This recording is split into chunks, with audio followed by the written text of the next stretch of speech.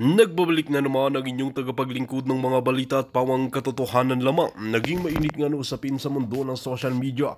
Tila umurong ang buntot ng mga senador na ito kay Manang Amy dahil nga talagang walang sumipot sa hearing. Dito nga natin mapapansin na talagang ang sumipot lamang ay si Senador Bato de la Rosa at si Senador Amy. Dito nga natin makikita na talagang tinitesting nga nila at sinusubukan nila talaga ang galit ni Senator Amy dahil nga sa kanyang hawak na mga ebidensya at mga pruweba at mga katanungan patungkol nga sa kanilang ginagawa at mga kabalbala. Lalong-lalo na sa pangungulimbat ng kaban ng bayan ay tila natakot nga sila. Pati nga itong si Cheese ay wala rin. Lahat ng Senate President ay wala rin. Hindi nagpakita. Dito nga natin makikita na talagang totoo ang hawak ni Manang Amy ng mga patutsada, mga ebidensya laban sa kanilang kalokohan. Ngayon nga ay talagang kinakabahan na rin ang kanyang kapatid na si Kuting ng Norte dahil hindi niya lubos akalain na kakalabanin nga ito ni Manang Amy at ibubunyag ang kanyang mga kabulukan. Well mga kaibigan, para nga sa karagdagang impormasyon, panoorin nga natin ang buong video. At kung bago ka pa lamang sa akin channel, huwag kalimutan i-click ang subscribe button at notification bell para lagi kang updated sa ating mga bagong video. At para sa solid viewers natin dyan, maraming salamat sa walang sawang pagsuporta. Change their minds, is that correct?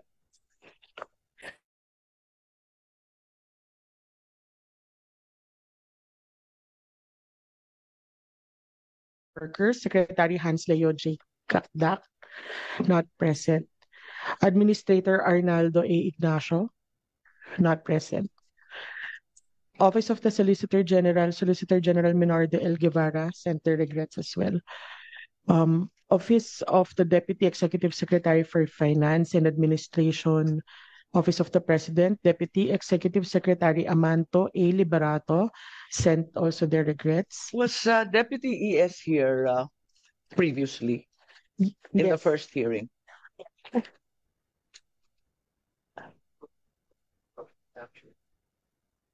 Not present also. Not present even in the first hearing. Thank you.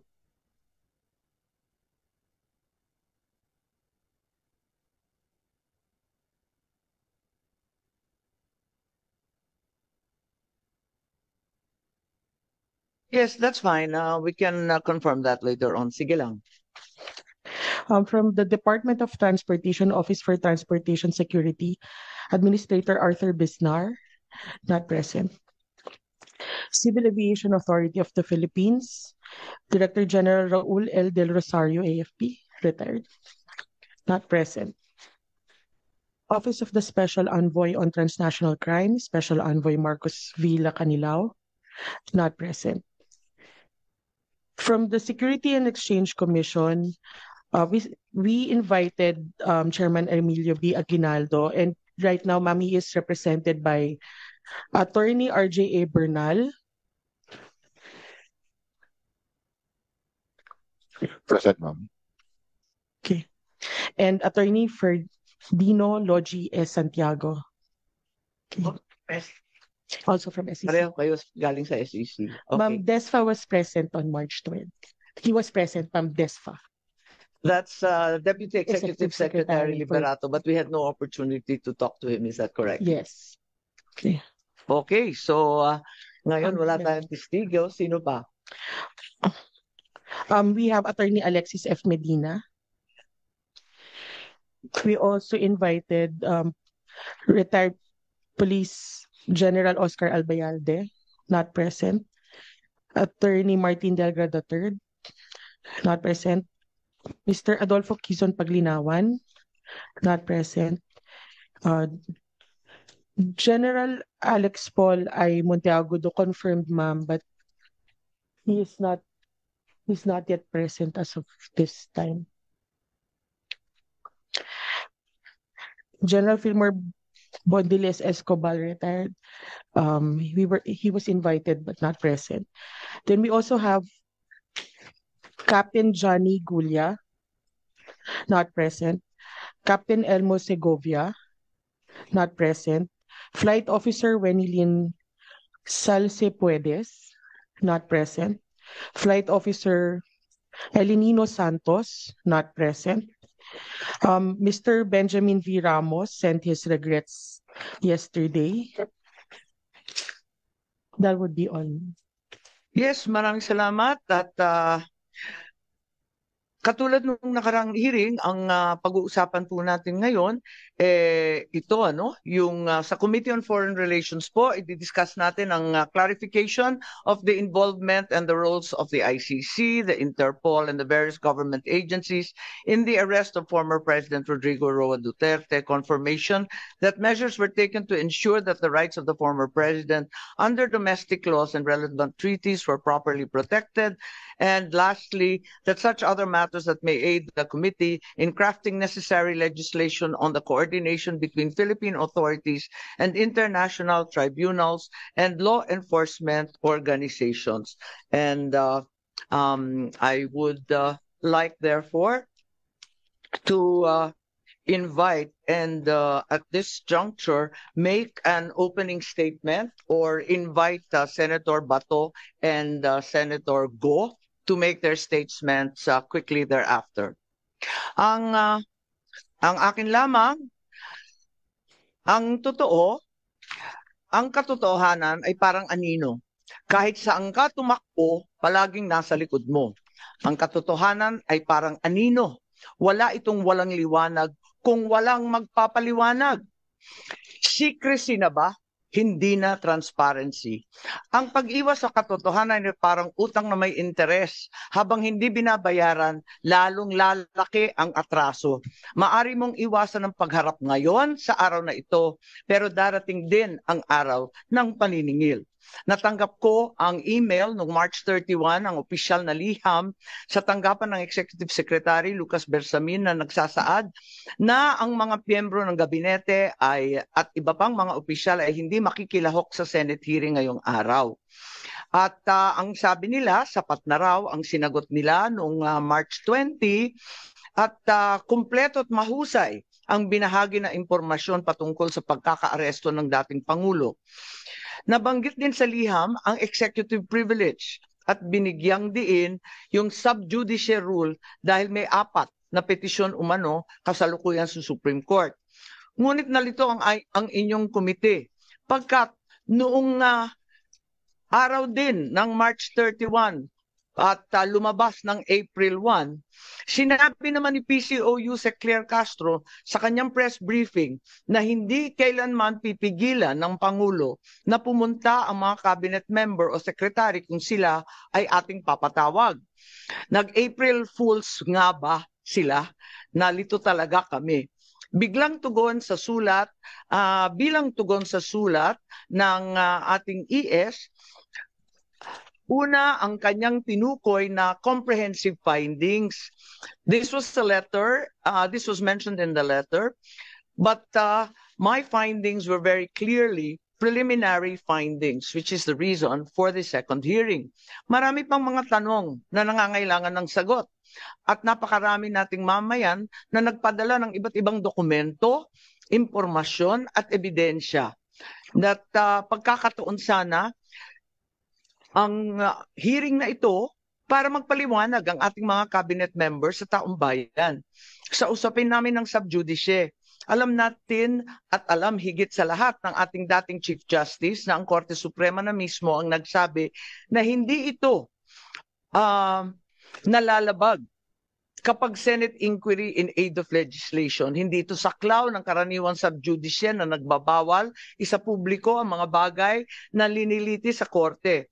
Mahalaga ang legislative inquiry sa paghubog at pagpapatatag ng ating mga batas. Panguli, nirerespeto ko ang doktrina ng executive privilege, pero pakatandaan natin, hindi ito pwedeng gamitin bilang blanket shield, pangkalahatang pantago para ilagan ang tanong at umiwas sa paanyaya ng Senado. Itong landmark case na kabisado naman natin, Senate versus Ermita, nagtakda ng saklaw ng executive privilege. Nagsasaad na bagamat pwedeng gamitin ng ehekutibo ang pribilehyo niya mga investigasyon ginagawa sa Congress, maaari rin mapasawalang bisa kung ang impormasyon hinihingi ay mahalaga sa tungkulin ng Kongreso sa paggawa ng batas o pagsagawa ng aming oversight function. May sikat na kasabihan, hidden truths are unspoken lies. Ang katotohanang tinatago ay kasinungalingan din. At mukhang ganun ang nangyayari ngayon sa pagtatago ng katotohanan gamit ang executive privilege at sub judice, nagmimistula tuloy na may cover up sa mga nangyayari. Ngayon inaanyayahan ko si Senator Bato at si Senator Go na mag-preliminary statement din po. Thank you, Madam Chair. What we have right now in front of us are empty chairs. Itong ginawa ng mga opisyalis from the executive branch of government is a total snub to as far as we're concerned. And ito'y tahasang pagbaliwala sa doktrina ng checks and balances ng ating gobyerno. Kung ayaw na mag-attend ng hearing, ibig sabihin, ayaw na nilang magpapacheck sa atin na co-equal branch of government. So what will happen to this? Pag tuluyang ganito ang mangyayari is, I think we are now on the verge of a constitutional crisis kapag tuluyan nilang isnab yung ating imbitasyon. Wala na mangyari. Wala na respetuhan ito sa isang kapwa co-equal branch of government. So, Madam Chair, I would like to move that we issue subpoena to these government officials to require their presence in the next hearing. Kung meron ka pang gaganaping hearing, dapat masabina ito sila para magkaalaman. Klaruhin natin ito. Ay. Maraming salamat, Senator Ronald De La Rosa. Actually, dalawa yung subpoena na pinapapirma ko sana kay SP Cheese. Isa para kay Prosecutor Fadulion at ikalawa para sa head ng ating Air Force, si General Cordera. Pero yung dalawa, hindi ko pa natatanggap na pirmado. Ang sinabi ni SP, pinadala na daw niya sa legal ng Senado. Pero hanggang ngayon, wala pa rin tayong natatanggap.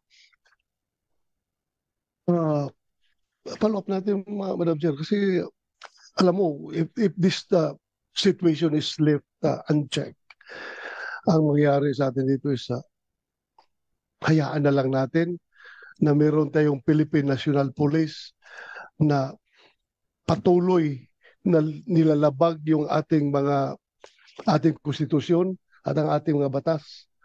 Hindi po maganda ito, Madam Chair. Kaya nag-exist yung Senado, in particular, yung buong Kongreso, para meron tayong checks and balances. Hindi po pwede yung executive branch of government, hahayaan na lang natin na gagawa sila ng mga hakbang na lapag sa ating konstitusyon. So we are here to check them. So kung hindi sila magpapacheck, isnab sila ng isnab sa atin, then magkakaroon tayo ng constitutional crisis nito, Madam Chair. Thank you, Sang-ayon po ako sa inyo at talagang hindi tama itong pangkalahatang sinasabi. Lahat na lang executive privilege, lahat na lang sub judice. Alam naman natin, hindi naman tayo lihis at alam naman natin na napaklaro ng Nery versus Senate, yung Ermita case, kaliwaliwanag na kinakailangan na talagang malapit sa Pangulo, ang impormasyon hindi makukuha sa iba, hindi naman ito magiging panganib para sa lipunan, kaya't paano po ito naging executive privilege? Alam na po natin yan at hindi naman tayo nakikialam dun sa bagay-bagay na sinaloob ng mga kaso at asunto sa Korte Suprema. Kaya ang palagay ko, dadami po ang sampina na hihilingin natin sa ating Senate President. Marami na po kasi kung dadalawa lang yung na-absent dati, pagkarami-raming absent, nakikita natin tayo-tayo lang na narito. Kaya nalulungkot po kami. At ngayon tawagan naman natin si Senator Bongo. Magandang umaga po, Madam Chair, Senator Bato de la Rosa, and to the resource persons present in this meeting. Parang wala namang resource persons present dyan. Parang wala akong nakikita. Si Attorney Medina lang po, yung dating resource natin, at narito rin yung dalawang abogado ng SEC. Yun lang po. Napakalungkot naman po. Malungkot yung Pilipino, malungkot rin yung hearing natin. Sa nakaraang pagdinig ng committee ito, marami tayong naisiwalat na maaring pagkakamali o paglabag sa batas, due process at karapatang pantao na isinagawang pag-aresto kay dating Pangulong Rodrigo Duterte. The preliminary report of the chairperson underscored a crucial point. The Philippine government was under no legal obligation to arrest the former president and surrender him to an international court. It was revealed that what was received was merely a diffusion notice which was unverified and unapproved by the International Criminal Police Organization, Interpol Secretariat. The government has repeatedly stated that the International Criminal Court has no jurisdiction in our country. Parating paulit-ulit yan. At hanggang ngayon, yan naman po pinag-usapan na wala pong jurisdiction. Kung walang jurisdiction ng ICC, bakit pinayagang pumasok ang Interpol? Kung hindi kinikilala ng gobyerno ng ICC, bakit nila binigyan ng pansin ng arrest warrant mula sa ICC? At it was very fast. Napakabilis po ng pangyayari. I'm sure kindly check nyo rin po sana. Baka maraming may mga red notice dyan na hindi naman minadali, hindi naman hinanap. Pero ito, ang bilis po. Mas inuna nyo pang isinuko si dating Pangulong Duterte kesa sa matagal na sigurong nandyan sa listahan. At kung sinunod nyo lang po ang batas at tamang proseso, hindi nyo papayagan na ilipad lamang sa loob ng 14 na oras si Tatay Digong. Madam Chair, hindi natin maaaring ipagsawalang bahala ang seryosong implikasyon ng mga pangyayaring ito. Napaka-unhealthy po itong nangyari ngayon. Maaaring may mga batas at proseso ang ating bansa na nalabag at maaaring may mga karapatan ng isang mamamayang Pilipino ang naisang tabi. Kung ang dating Pangulo ng ating bansa ay maaaring tratuhin ng ganito, paano na lang kaya yung mga ordinaryong mamamayan? Ano ang garantiya na hindi ito mangyayari sa iba? Dapat bawat Pilipino, mataas o mababa ang katayuan sa buhay, dapat may gobyernong masasandalan na hindi siya pababayaan. Former President man o hindi, karapatan yan at lalo sa pagdating sa kanyang kalusugan, kaligtasan at buhay. Hindi rin ninyo isinaalang-alang na matanda na po si Tatay Digong, ang matatanda po, frail, fragile, sa totoo lang, harmless na po si Tatay Digong. For humanitarian consideration, kahit sinong lolo at lola natin, ginagalang at inaalagaan natin. Yun naman po ang ating kultura dito sa ating bansa. Ngayon, sa ibang bansa, mag-isa siya, napaka-stricto pa doon. Sino pong mag-aalaga kay Tatay Digong doon? Paano na lang kung may mangyari sa kanya doon? Marami naman siyang nagawang kabutihan sa ating bayan. Kung may pananagutan man dahil sa kanyang desisyon para sa kabutihan ng ating mga anak, dapat dito siya litisin sa ating bayan. At mas alam niyo po, ang Pilipino po ang dapat humusga sa kanya kung ano yung nagawa niya po sa nakaraang 6 na taon, kung nakakalakad ba yung mga ating anak na hindi nasasaktan at ligtas. Mga OFWs, kampante po sila na nakakalakad ang kanilang mga anak na hindi nasasaktan sa gabi at hindi nababastos. May peace of mind sila while working abroad.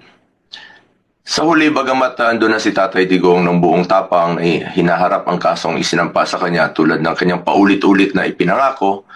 Napakasakit po sa dibdib na malayo sa kanyang bayan. Ang importante ngayon po ay makauwi si Tatay Digong dito sa ating sariling bansa. Dito niya harapin kung ano mang inaakusa sa kanya dahil ilang beses naman niyang sinabi, he takes full responsibility sa kung ano mang pananagutan nung kanyang nakaraang termino. Madam Chair, sa mga kasamahan ko, kahit araw-araw pa tayong mag-hearing dito, I'm willing to participate. Pakiusap ko lang po sa inyo, sana matulungan, please, bring him home. Marami pong nangungulila, marami pong nasasaktan, mga kababayan ko. Noong nakaraang hearing, nasa Zoom lamang po ako dahil hindi ko kayang humarap sa ilang personnel na mataas ang respeto ko, nirespeto natin, respeto namin ni Tatay Digong at hindi naman po marunong rumispeto. Ngayon naman po, hindi lang po ako tinakbuhan noon. Ngayon naman, tinakbuhan na naman ang komite. Wala sila. Nabanggit po ni Senator Bato de la Rosa kanina, respeto naman natin na nag-invoke po ang ilan ng executive privilege, may mga excuses.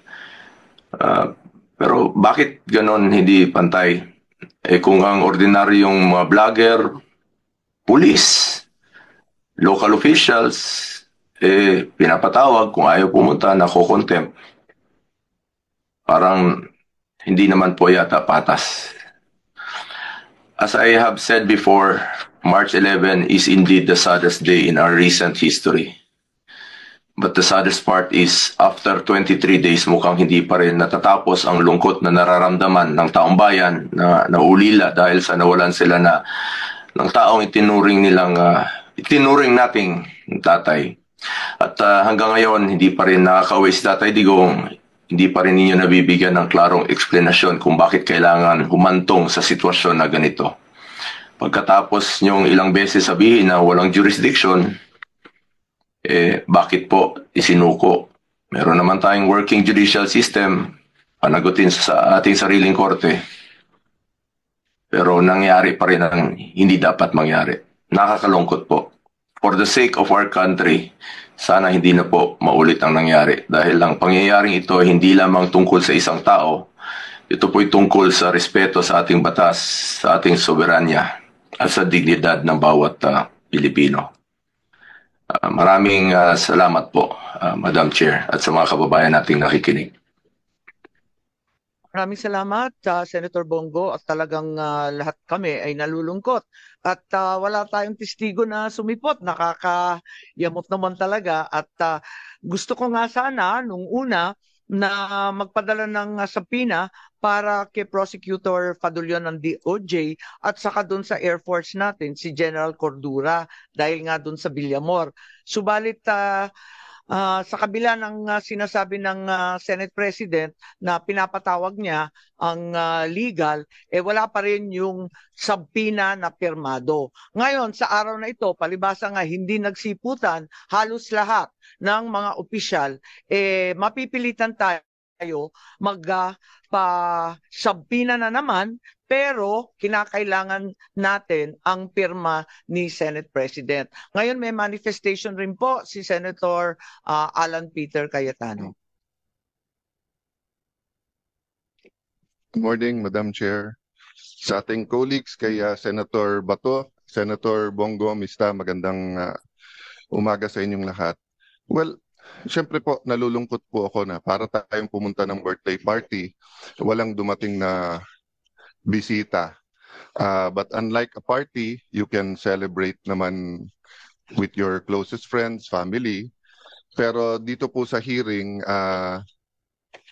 I think we can still be productive. But ayoko naman, Madam Chair, na pagalitan yung present dahil maraming absent. So may I take the opportunity to thank very much Attorney Alexis Medina, Attorney Santiago, Attorney Bernal.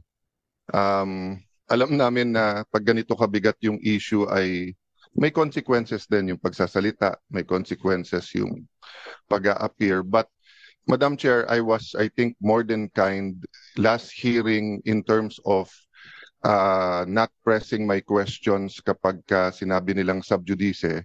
But just to clarify, well settled na yan whether sa jurisprudence or sa history ng Senate na mere filing of a case or mere pendency of the case does not stop the hearing, nor is it a reason for them not to discuss. In fact, pagka yung executive department, matetest pa nga yung consistency na kung ang sasabihin nila dito at sasabihin nila dun sa korte ay pareho. Yung sub judice rule kasi, and correct me later on, Attorney Medina, kung mali, it's really more of to protect the integrity of the court and the fairness para hindi dinidiscuss yung case, para hindi sila ma-pressure. Yung sub judice rule is not meant para yung kung may inconsistency sa ibang bodies, sa SEC, quasi-judicial bodies, or dito sa Congress or sa Senate.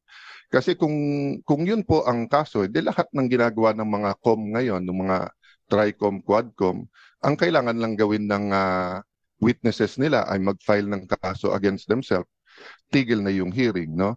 Number two, there are many points regarding other guests. For example, General Torre, no? He's not covered by executive privilege unless the president talked to him directly. Ang executive privilege, pagkaalam ko, kasi kasama po ako doon, ako po nag-chair nung investigation sa ZTE nung na-discuss po itong mga issues na to at na-bring up for the first time in, at least in a recent history, yung executive privilege. Ang purpose ng executive privilege, pareho din ng purpose nung privilege na binibigay, for example, sa journalist, that hindi nila kailangan sabihin kung sino ang kanilang source, or kaya mag-asawa, or yung doktor at pasyente, or abogado at saka kliyente. Ang purpose kasi nun, the client and the lawyer can freely discuss. Ganun din, ang doktor at saka pasyente can freely discuss kasi they will not be compelled to testify, no? Against his client, against doctor. Pero lahat yan meron ding isa pong exception, no? For example, sa doctor, if iaminin sa kanya that a crime is about to happen sa United States, then they are required to say that. So ganun din po dito sa executive privilege. Malinaw sa Supreme Court ruling, you cannot use executive privilege if ang pinag-uusapan may crime ba o wala, or if it's to cover up a crime. At this point, we're not saying there is a crime to cover up, but I will bring up that point right now. So ma'am, of course, under your leadership, and syempre may emotions naman talaga, si Senator Bongo last time, kayo po. Ako, try ko lang pigilan. Talagang bantay na bantay ako ng asawa ko na wag uminit ulo last hearing, no? Kausap ko rin ng Senate President na let's check the facts, apply the issues, wag mo nang banat ng banat kasi nga baka hindi natin nakita yung buong video. So having said that, I think lahat naman nahimasmasan, lahat naman po tayo ay nakapag-reflect. So I was reflecting on, and ma'am, pwede ba after this just to show a short video ni General Torre? Kasi ito ma'am, Republic Act number 7438, an act defining certain rights of a person arrested, detained, or under custodial investigation, as well as the duties of the arresting, detaining, and investigating officers, and providing penalties for the violation thereof. May I also, akin to court na pagkawala po o hindi pinayagan yung ebidensyang i-offer, dito i-proffer. No? So wala sila, pero hindi ibig sabihin hindi ko pwedeng ilagay sa record yung tanong at baka sa media nila sagutin, baka dito later on. Ang linaw po kasi dito, nakalagay po dito. Okay lang kay Senator Cayetano kasi may chronological Okay, presentation. one line lang. At saka si Senator Bato gustong pag-usapan din yung arrest. Sige ma'am. I'll leave just this one line lang para lang hindi mabitin yung train of thought, no. Nakalagay kasi dito, any person arrested or detained under custodial investigation shall be allowed visits by conferences or any member of his immediate family or any medical doctor or priest or religious minister chosen by him. or by any member of his immediate family or by his counsel. Okay, hindi ko nahabaan kasi nga ma'am, I'll follow your advice. Ma'am, may penalty po to.